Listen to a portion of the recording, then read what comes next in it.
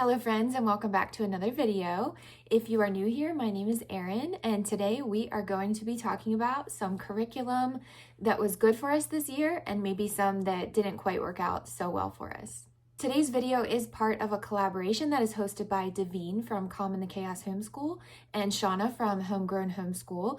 Thank you to both of those ladies for hosting. I will link the full playlist down below, so after you are done watching my video, hop down to that playlist and you can click on that link and see some other videos of some other curriculum that other families are posting that worked well for them, some that didn't work so well.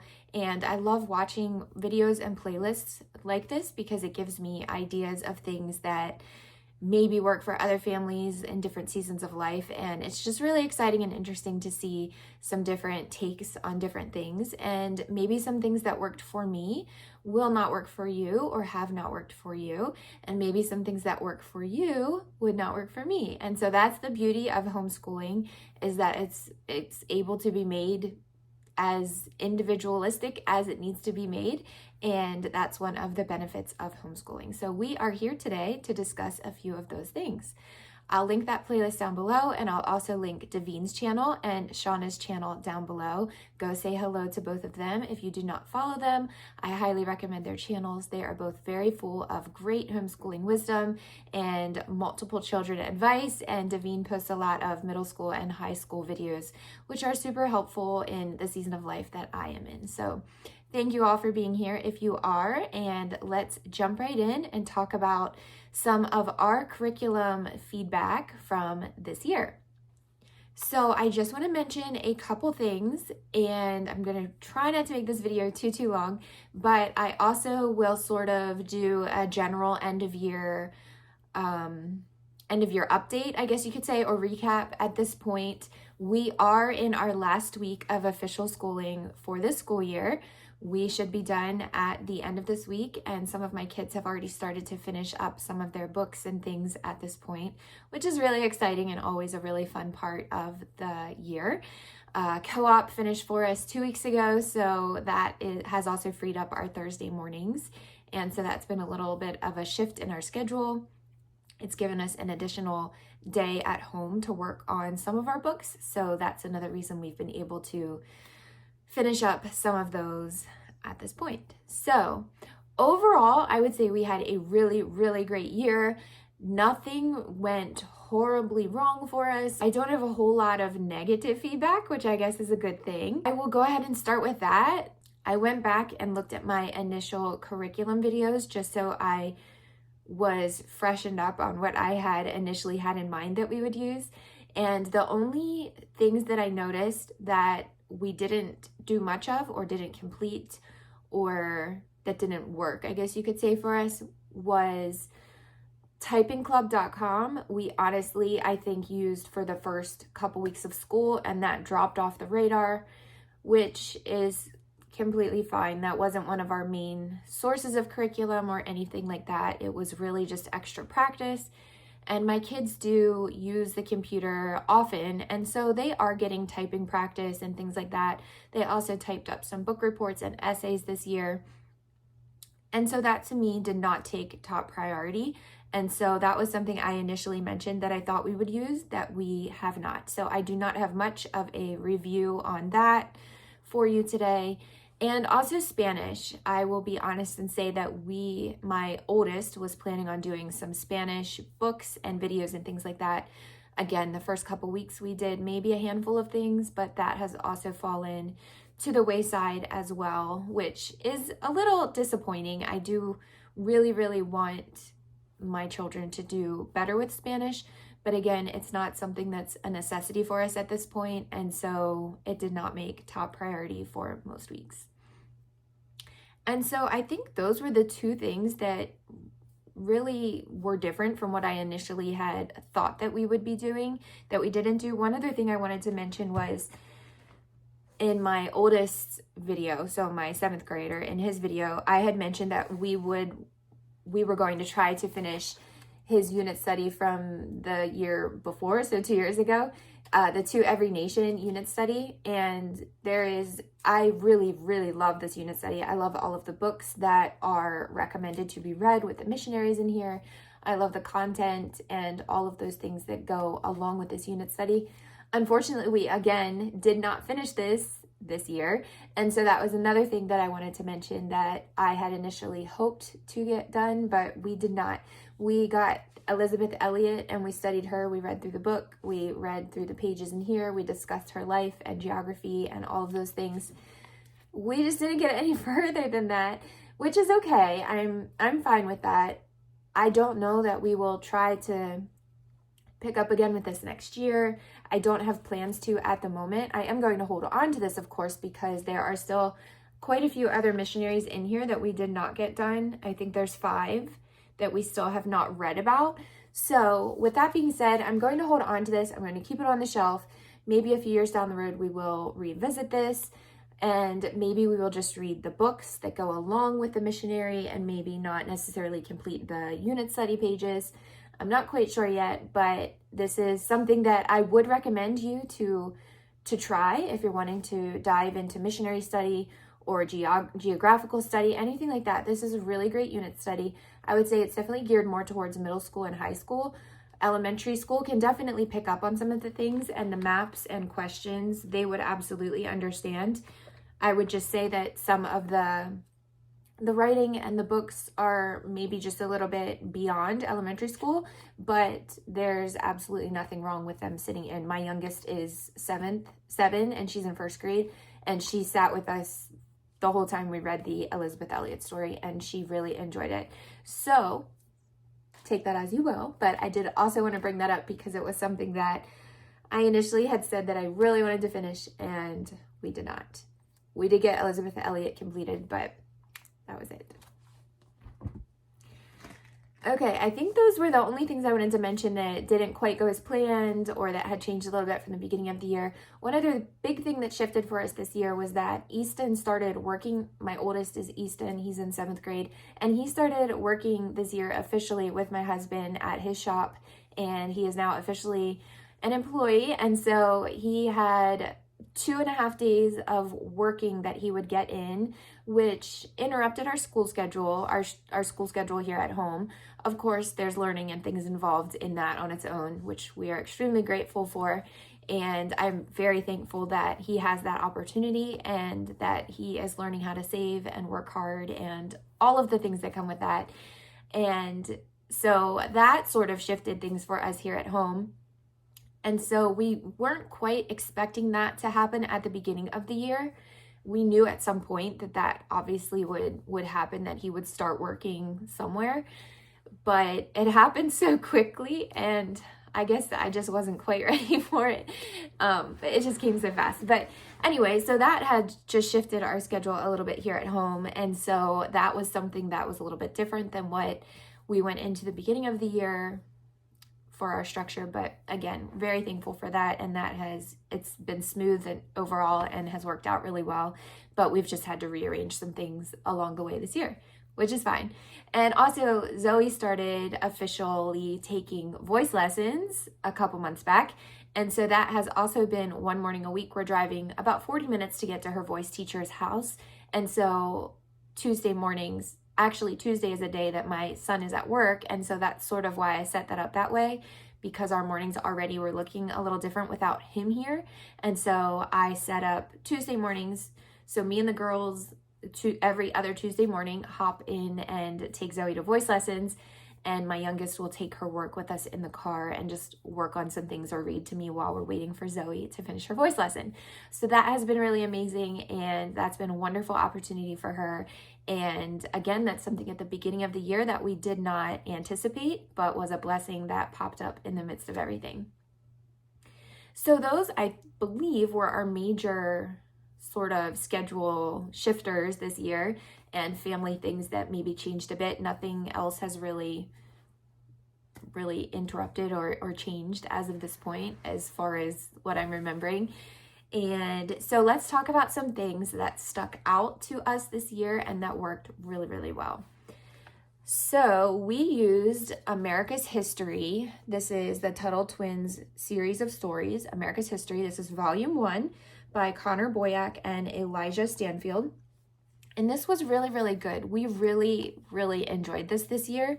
and we only got through volume 1. I plan to, spoiler alert, I plan to use volume 2 next year, and I debated whether to go ahead and order volume 2 and also try to complete volume 2 this past year. And I did not think that there was enough time to sort of squeeze in volume 2, and I didn't want to cram it in.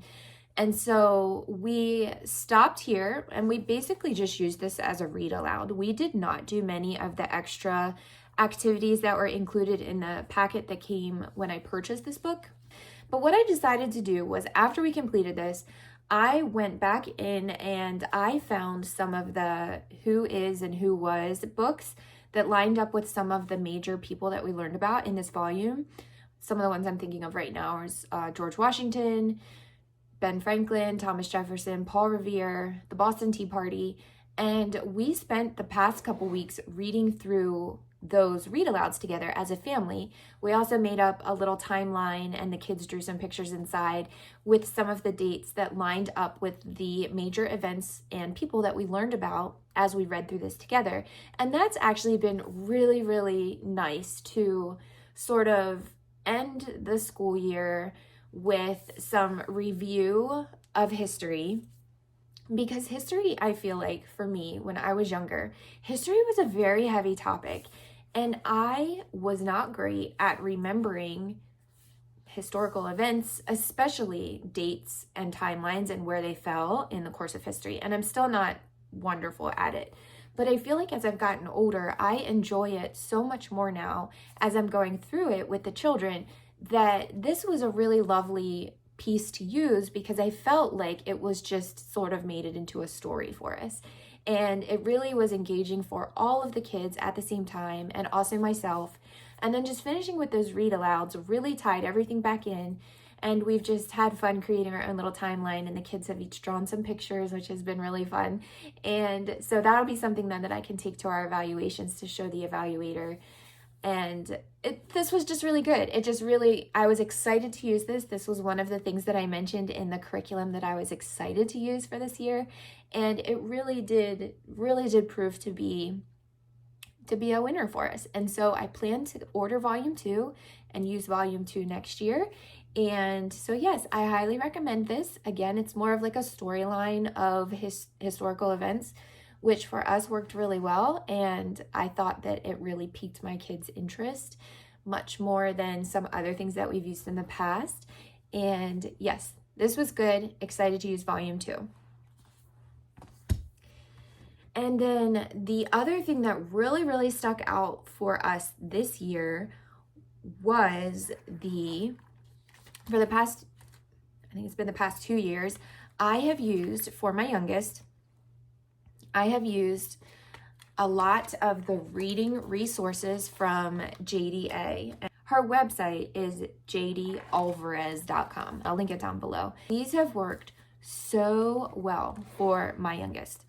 So reading is one of those things that, for me, has been so wonderful to see my children finally get to the point of reading. I think, personally, as far as I've ventured into the homeschooling journey, I feel like when my children have finally learned to read and like read books and sentences on their own, has brought so much joy to my heart. I feel like one of the most special parts of homeschooling that you get to walk your children through. And so reading has been a topic that has really been important for me to understand how to teach my children to read. Some have been a little easier than others, and some have taken a little more time to get there. And so every child is different. And so I feel like reading can be beautiful, but it can also be a little bit challenging sometimes to teach. I feel like JDA has done such a great job at structuring reading curriculum that makes sense, and it's easy, and it's not fluffy, and it doesn't take a whole lot of extra resources or anything like that. It is just very simple. We started out with level 1 of elemental phonics, and we started out with some ABC flashcards, and we've just also worked through the sight words workbooks. And Eden, my youngest, completed level 3, and she just breezed through these this year. And so this is the last level of elemental phonics. And so once she was done with this, we just started doing a lot of read alouds for her. She would read to me, and we would read together. And she's really become just a really great reader. And it's so exciting to see. And so I highly recommend JDA's resources. I just think they're wonderful, and I would just recommend her method of teaching phonics to anyone that asks. I just feel like it works so well. And she has really great YouTube videos as well on her YouTube channel. And it's just really, really great. So this has been such a perfect fit for us. And if I ever teach another child to read or have friends that ask me, what did you use? This is what I would recommend. And this is what I also recommend to anyone asking now is JDA's resources with ABC flashcards, so learning letter sounds and all of those things. And I've also posted all of this in a video before, so you can find it on my channel when I talked about preschool curriculum. And also, I think my kindergarten curriculum, I talked about this as well. But this has just been such a wonderful fit, and we might be done with this. I'm not sure yet if we will do anything further from JDA for next year, just because I just feel like she knows what she's doing now with reading. And at this point, it's just sort of working out the bigger words and things like that. And so we will see what next year brings. But for now, those were the curriculum and the books that I wanted to mention. I also very quickly wanted to just recap how co-op went for us this year. And again, it was just a really great year. We just love co-op so much. We love all our friends and families that we've met there. And we had a cousin join this past year, and my sister-in-law was teaching. And so it was just a really special year, and we look forward to next year. So for my oldest, Easton, he took 3 different classes, and he took critical thinking and logic, biblical home ec, and arts and crafts. And I would say that his standout class, now I didn't ask them this, I'm just sort of going off of my perception of how their year went. And I would say for him, his standout class was home ec. I think he enjoyed that the most. He enjoyed them all, but I feel like he probably learned a lot in home ec this year. And we did lots of really, really fun things. We made pin cushions, we made tote bags, we made rice packs and aprons.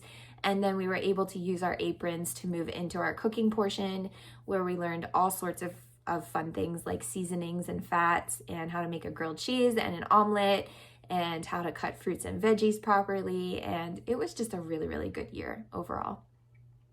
For Zoe, my middle daughter, she took biblical home ec, choir, and passport to the world. And again, they were all really, really great classes. I would say her standout class, she would tell you it was home ec. Probably she loves home ec, and I'm also the teacher, and so she probably didn't want to hurt my feelings saying anything else, but she really does love home ec. And again, she learned all the same things that I mentioned that Easton learned, because we teach the classes the same. And she loves home ec, loves it. But she also really loves choir, and that is her strong point, 100%. She just comes to life on stage. And if you know Zoe, she is full of life. She's full of joy, and she just has a very bubbly personality. But put her on stage and give her a mic, and she has just grown so much, and her voice is really, really expanding, which is really, really awesome to see. And so I definitely think that she's gifted in that area. And so I would say that was her standout class this year. And then Eden, my youngest, is in the advanced learners class. And so she doesn't move classes around throughout the hallways. She just stays with her class the whole morning. But they do a mix of different things like English and reading and science, math, and some history, geography, things like that.